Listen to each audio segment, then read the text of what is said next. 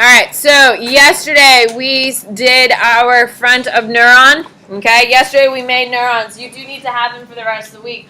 By the way, your neuron does not include every component of a neuron. I don't know if you noticed, but your neuron is made out of pipe cleaners. And pipe cleaners do not include all the information in which you need to know for your test today, for your test on Wednesday and your AP exam. We understand that we're going to add more complexity to the pipe cleaner neuron we made yesterday because someone kind of seriously, I think, was like, but it's not on my neuron.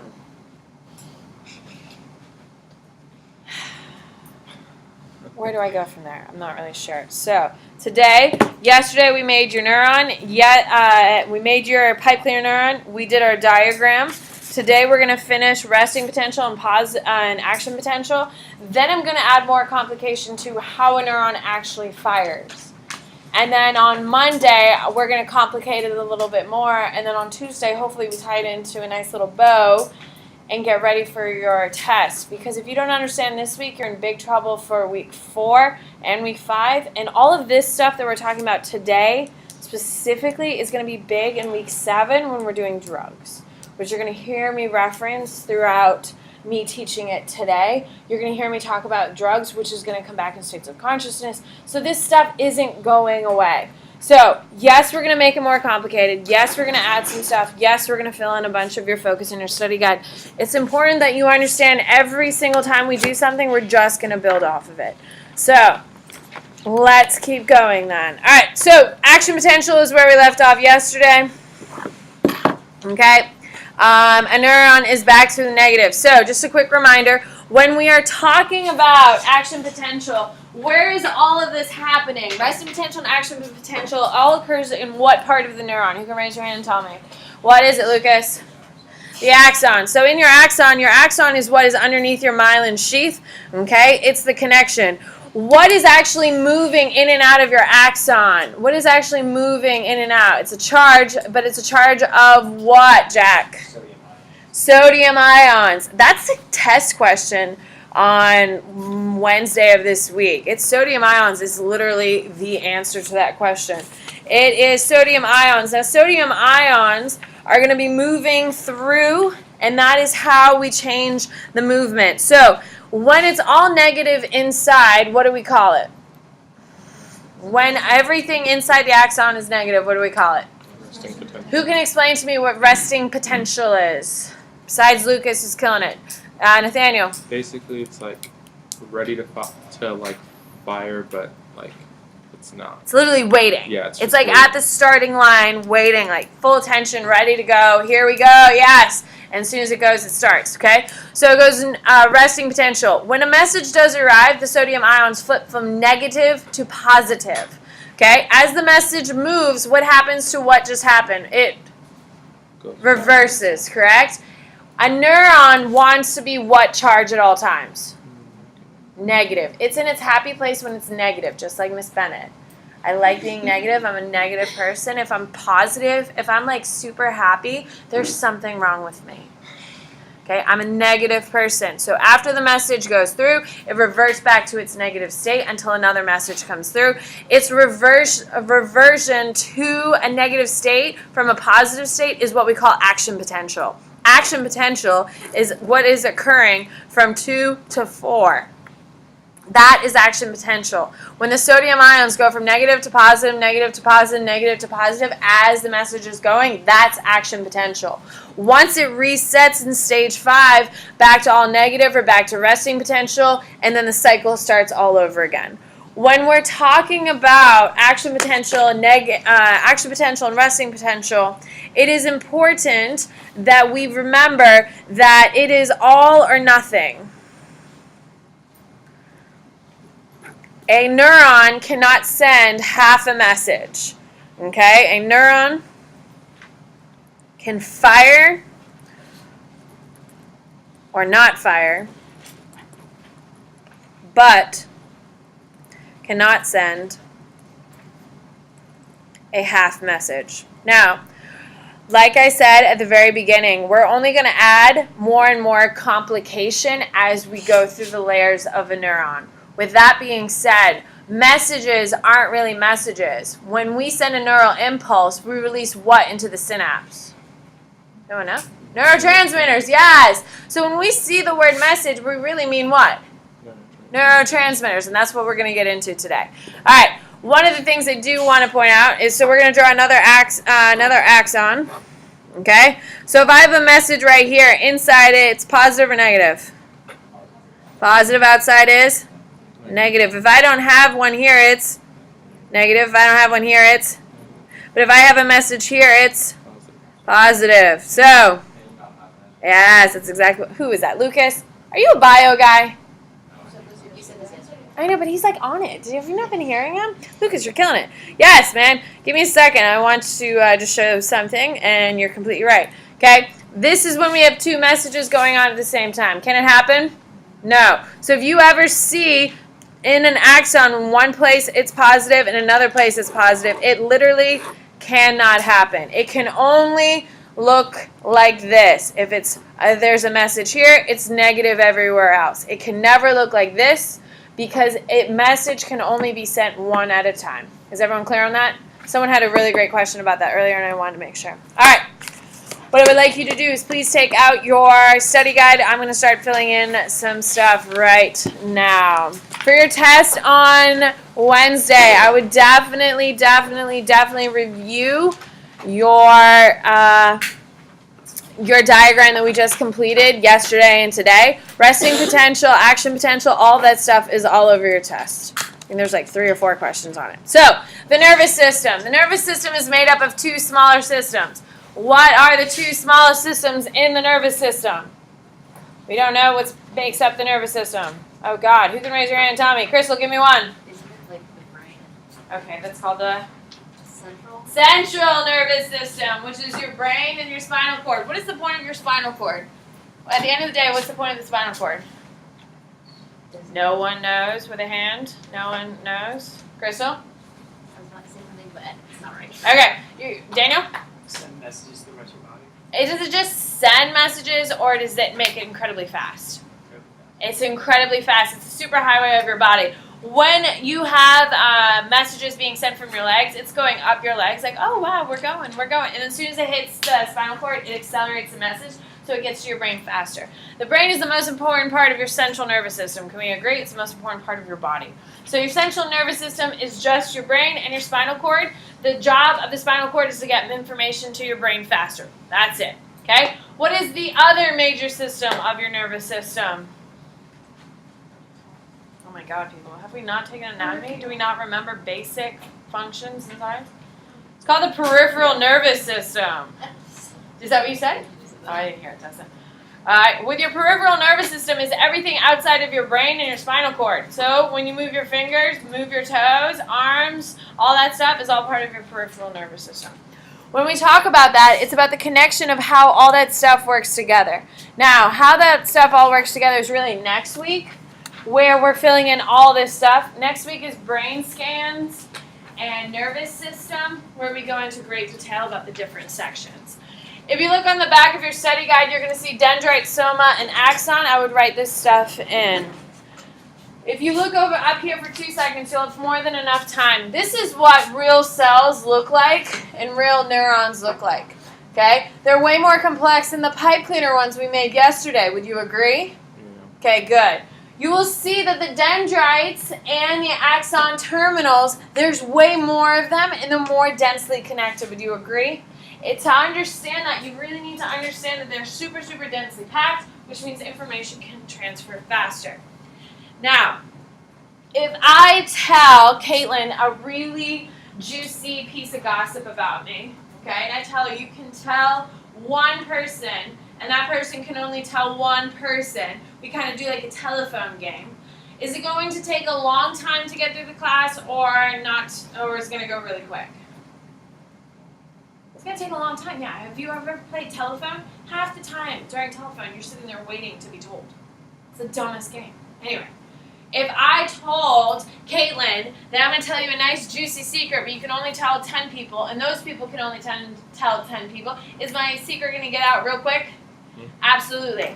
That is the point of having so many dendrites and having so many axon terminals, and having room in your synapse. Your synapse is a wide open area, so neurotransmitters can float very quickly to multiple neurons at one time instead of just going from one neuron to the next, which would be a very slow progression. So dendrites receive messages, soma. It's a cell body. Like, for your application, just write protects the cell, I guess. Axon, I would write resting potential, action potential happen here. That's what I would write for axon, yes. So for a synapse, is it only between 2 neurons, or is it multiple? It's multiple neurons. That's what I was trying to get. I have a little video clip we're going to I'm going to do today. It's really cool. And by cool, I mean it's pretty okay. I narrate the whole thing, so it's pretty awesome that way. All right, are we good? So axon for your application, I would write action potential, resting potential happen here, just so you're incredibly clear. Wait, what about for dendrite? Dendrite, I don't know, like gets the message. I don't know. Oh, it has receptor sites on it. Boom, there you go. Hamilton. Almost got your Reese again. Your last name is a first name as well. All right, here we go. At any point, if I'm going too fast and I'm like clicking through faster than you can, you're more than welcome to take a picture. If you are going to take a picture, make sure it's my better angle. And take your picture and kind of move forward. You shouldn't be on your phone fiddling with the picture. Can we just agree? So you're more than welcome to snap a photo of something. If we're going too fast, please help yourself. All right. So this is what a real neuron looks like. As you see, once again, more complicated than the pipe cleaner you had yesterday. But what I want you to see is we have axon terminals, and they're also called synaptic knobs. You need to recall one of the things I said, day 2, I think. One of the hardest things about psych is that it's not the content that's hard. It's that we have 9 textbooks that all of your test questions come from, and each textbook calls it something different, correct? So when you see on your test, because I call axon terminals 3 different things, you need to be able to see a term you may never have seen before and sit there and hash it out. So when you see synaptic knobs, you should be able to say synapse. Synaptic means like synapse. Knobs means clearly like at the end, because we've talked about, you know, all these other things. It must mean axon terminals. I'm reminding you as we're going through, you need to be prepared to see other types of vocab that may not be explicitly taught. You have to sit there and hash it out. Can we agree? Because we're going to see a ton of terms I didn't explain. You don't use it when you look at your pipe cleaner neuron, but they could always be options. So please make sure you recall that. All right. So glial cells, they are the protector and they are the provider and protector of neurons. The biggest thing you need to know about them is that they make myelin. They make myelin. That myelin will then go and become wrapped around the axon to increase transduction. So glial cells make myelin. That's their big contribution. They also like clean up after. They're like the mom of the cells. They cook for the neurons. They clean for the neurons. They wipe away all the waste. They try to make the neurons better by making them faster. Okay, that's where my analogy is. Okay, I just can't. So glial cells, they cook. No, they don't cook. They provide, they clean, and they make myelin sheaths. That's all you need to know. So, provide, 4. All right, are we good? Can I move on? Nice. What do you need? You take AP, you got a 5 in AP Bio, didn't you? I'm taking AP Bio right now. Oh, you got a 4 in what, Chem? No, 5 on I Chem? can't. That's what I meant. I didn't mean a 4, I meant a 5. All right. Neurons. So nerves. We all have really sensitive parts of our bodies, correct? It's not on your thing. Just listen real quick. So we all have really sensitive parts of our body. Some places are more sensitive than others. Yes, you figured this out in your 16, 17, 18 years of life? Perfect. In those spaces that are more sensitive, you happen to have more axons receiving information, sending more information. That's what makes it more sensitive. Yes? Perfect. Moving on. All right. We're doing this. All right. So, resting potential, action potential, all or none is on your study guide, I think in the front, right? Or is it on the back? Front. Perfect. Okay. You can also fill in ions too. They're charged particles. Where are the ions in a neuron? Where are the ions? Lucas. In the axon, yes. And what type of ions do we have in the axon, Lucas? Sodium. You say you don't like bio, man, but I think it's a lie. I think it's a sham, man. Killing it. Okay? So, when we talk about resting potential, it's a state of the neuron when not firing a neural impulse. Your application should be, what is the charge of a neuron during resting potential? And that charge is a negative. So in your application, I would say it's negatively charged. All or action potential is the release of a neural impulse consisting of a reversal of the electrical charge. What is the progression? It's going from a positive to a negative. It's a transition between a positive to a negative. That's what action potential is.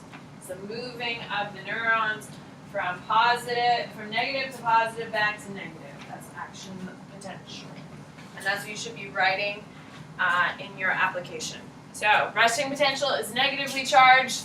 Action potential, your application should be going from positive to negatively charged. Action potential.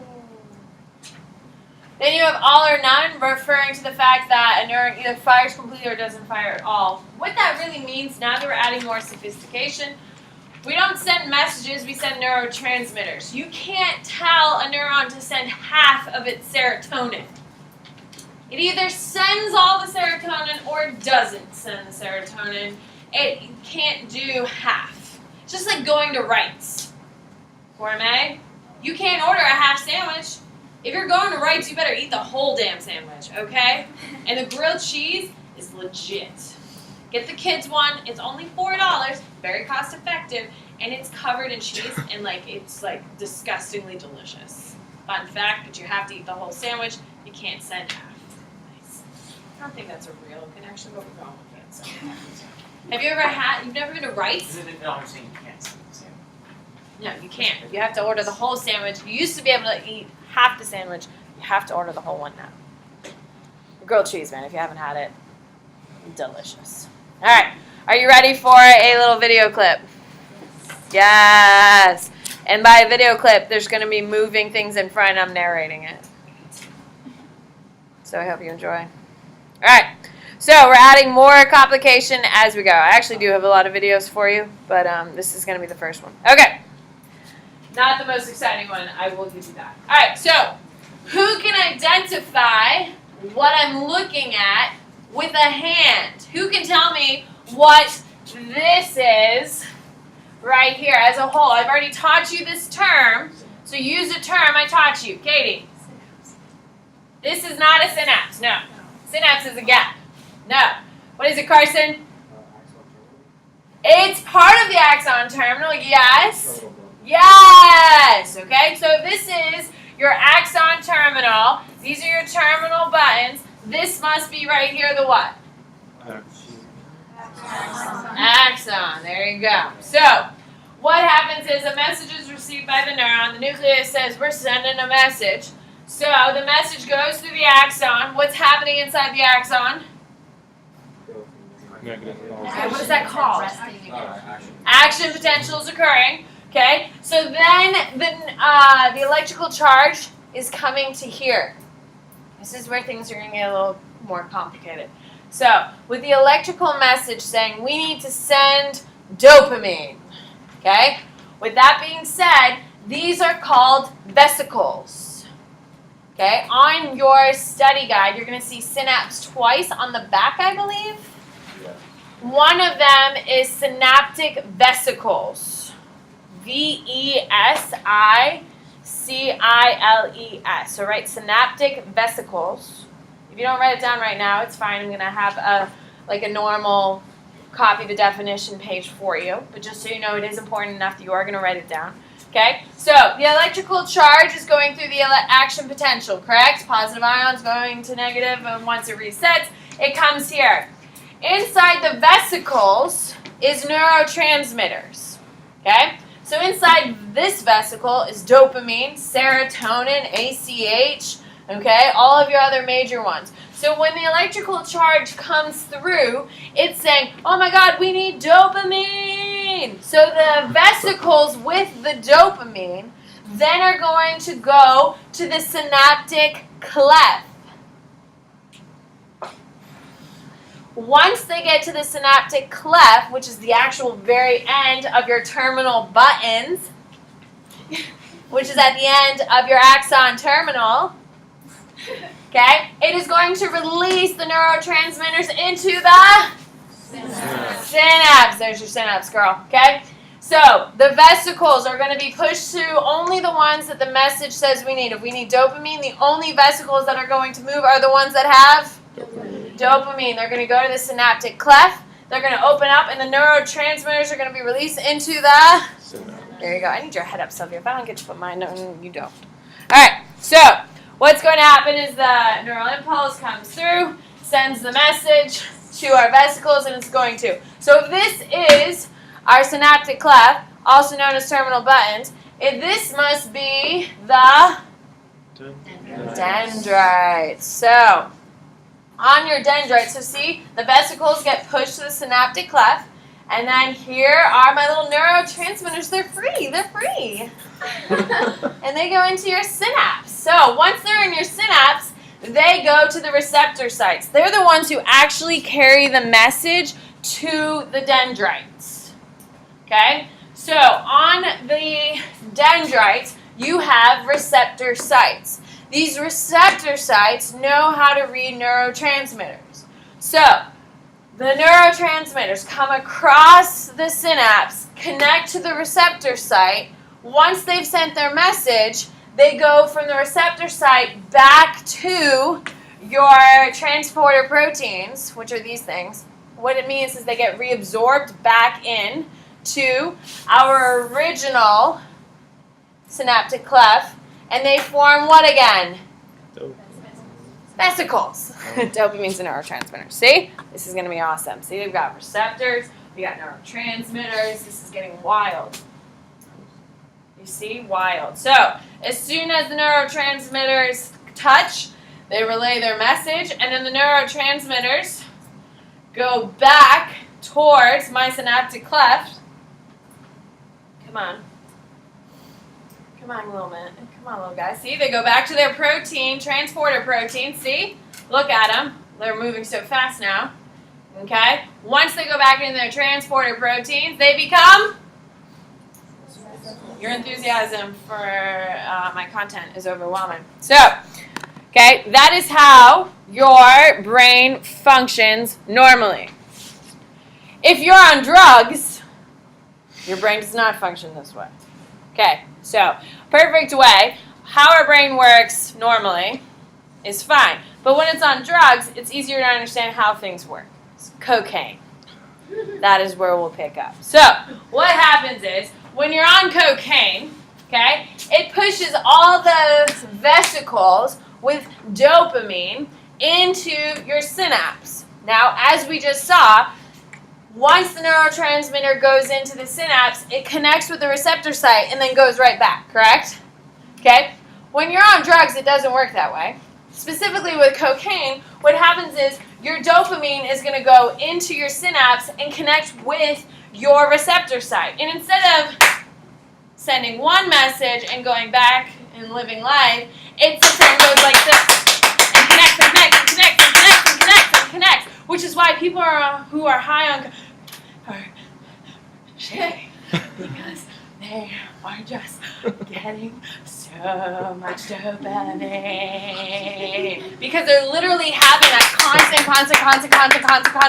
constant hitting of their receptor sites. When you're supposed to only get hit once with the dopamine and move on. Heroin is another drug. What heroin does is, instead of neurotransmitters hitting the receptor site and then going right back in after one single hit, Heroin is like, yeah, yeah, it just sits there and says, yes, this is great, and it just sits there, which is why people who are on heroin go, and they just lie wherever they are, and they don't do anything. If you've ever seen people high on heroin, they lie, and they go, because all they're getting is those wonderful feeling. That's it. It's because the receptor sites are bounded. They're bounded. That's it. Now, if you take heroin, cocaine, all these other things, I think we can understand the damage that would be to your receptor sites, right?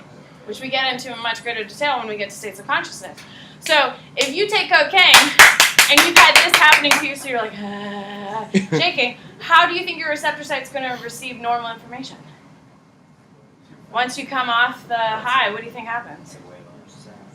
You're sad, yes. You're sad. But your receptor sites no longer pick up information on a minimal level. People who take cocaine, if you know anyone who has taken cocaine, which of course you don't, but if you knew anyone, they'll say that they are really like dulled out. They just can't like think fast. They can't, there's like no clarity. It's because when you hit your receptor sites that hard, that fast, you change your brain chemistry. So the receptor sites no longer can process basic information because they've been overworked. Same thing with heroin. When you take heroin, you're just like, oh, for that one first high, okay? Your receptor sites are no longer going to pick up normal amounts of dopamine ever in the history of your life. So the reason why people are so addicted to heroin is because you can't feel happiness unless you're on heroin. And you're never going to reach that top peak again. Because your receptor sites are so overworked, they literally stop functioning. So you'll never feel happiness ever again after your first hit of heroin, absolutely, which is why it's so addictive.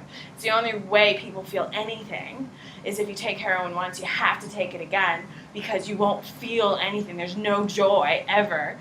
And then with cocaine, people just get so dulled by the first experience because it's so overwhelming for your brain that they just feel so dulled. So people are, you're not addicted to cocaine, you're addicted to the feeling of cocaine. Like you don't feel like inside you're like, oh my God, I need cocaine. Like if I don't get it, I'm going to peel off my skin. That's not how it goes. But you feel completely dulled. You feel like you have nothing going on in your brain because you overwork the receptor sites. So, not quite my content this week, but I think that helps you understand your neurotransmitters, your connections, your receptor sites, and how important it is understanding connect once, go back into your vesicles, sit there and wait, yes? Okay? So, the rest of that and all the other drugs we'll talk about in states of consciousness. All right. So, let's keep going. I'm going to fill out a bunch of stuff now that we've had at least the visual of how this all works. So, on your study guide, you can fill out axon terminals, which are branches at the end of an axon. Okay? Synaptic knobs technically are what? Terminal buttons. Okay? You have to be able to use multiple vocab terms to describe things because on the AP exam, you're going to see multiple terms that describe the same thing. On my test on Wednesday, you're going to see multiple terms that describe the same thing. You need to be able to describe things in a diverse array of language. What's up, Lucas?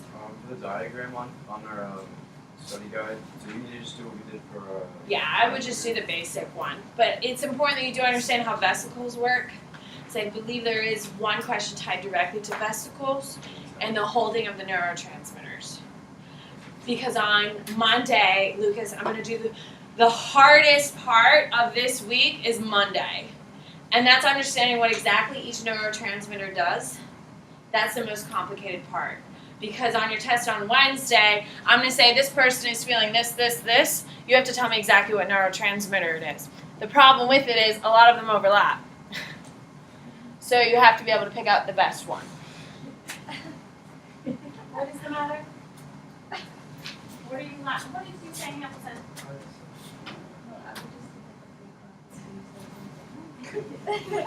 Be nice to Abby.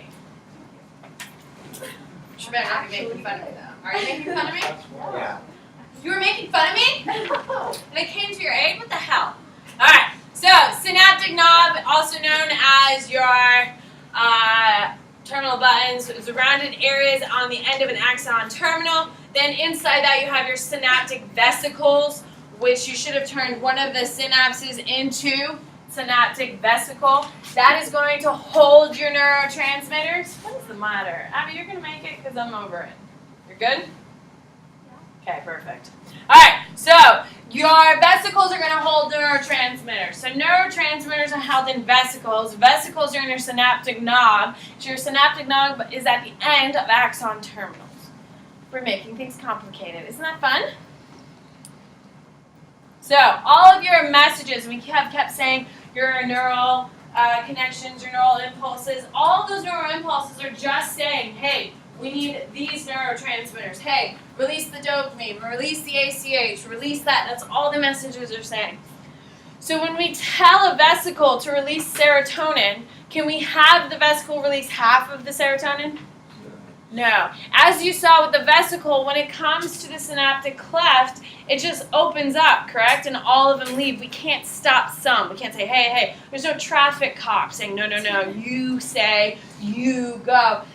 That's the whole all or nothing component of it. Everything gets released into the synapse. Now, as you saw in the diagram, the synapse is a pretty wide open area.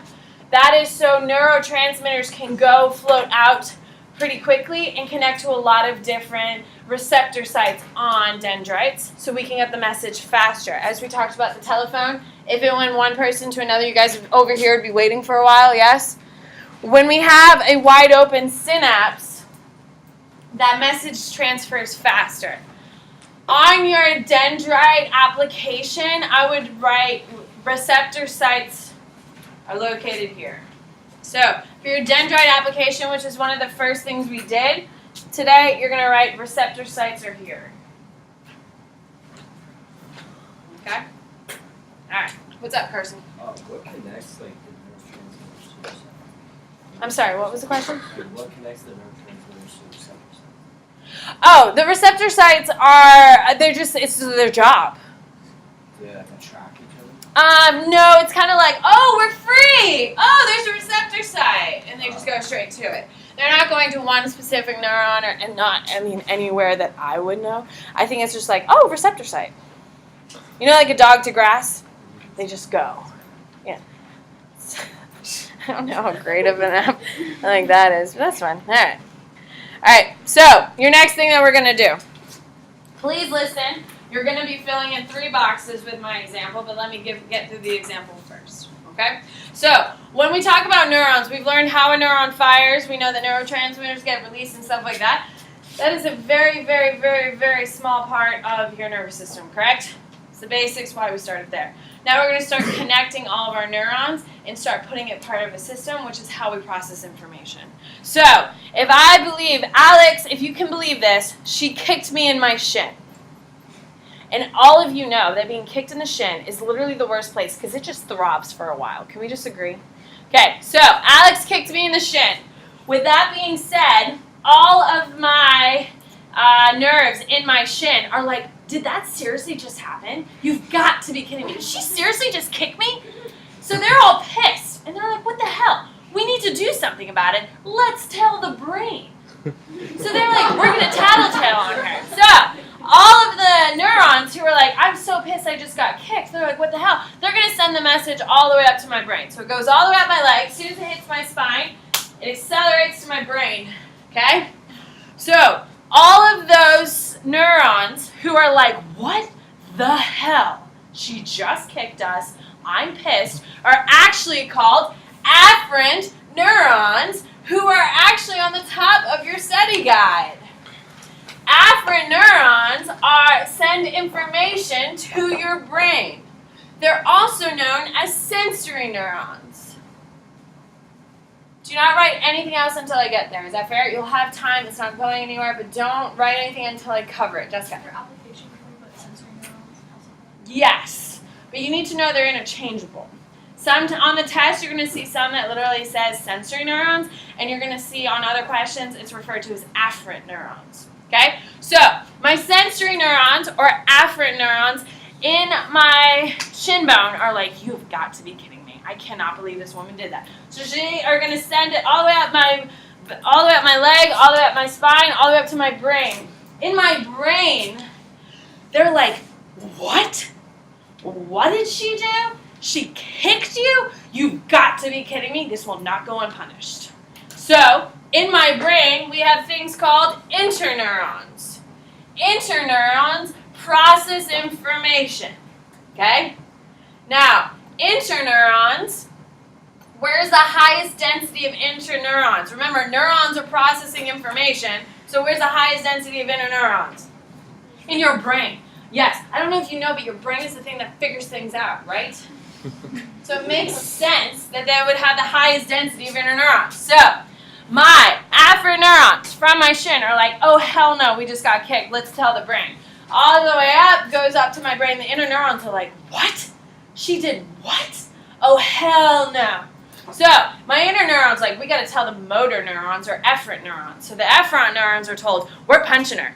That's it, we're doing it, we're punching her. So, the efferent neurons, which are sent from our brain, are going to be sent down my right hand. They're going to be telling all of my ripped muscles. They're not. Okay, they're going to go down my wrist. I'm going to clench my fist, and they're like, pull back.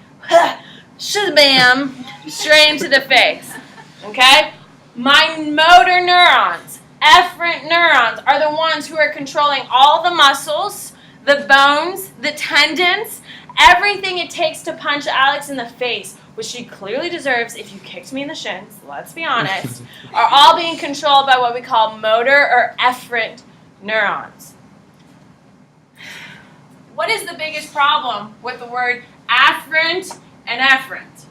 They sound the same damn thing. Can we agree? It's really annoying why the hell they do this to it. The easiest way to remember the difference, A comes before E, correct? We know this? Okay? You have to send the information to the brain before the brain can respond. A before E. Your sensory information has to be sent to the brain for them to address the problem, correct? And then move in accordance. So A before E, afferent before efferent. When you talk about afferent and efferent, you need to know that efferent is motor neurons, also known as efferent neurons. You need to use them interchangeably. Madison. And afferent neurons like stop working. Yes. They can kind of get dulled out. Like, for instance, now you're going to be waiting on a pin needle. Yeah, they don't. That means you're actually. It could be interneurons, like in that location, that then send it. It's a little more complicated than what I have, but that's it. All right. Have a good weekend. You need to get your outline done and your index cards, right? Life's better when they're both done. Have a great weekend.